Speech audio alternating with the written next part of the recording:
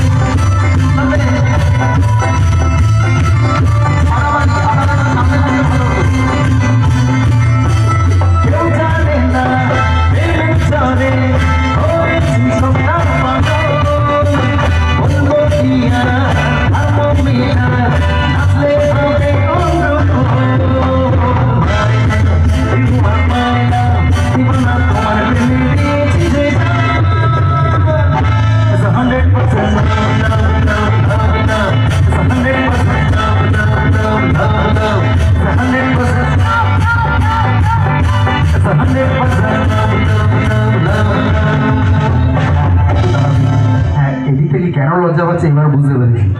এখানে আমার ঠাম্মা রয়েছে। ভালো আছেন? নমস্কার।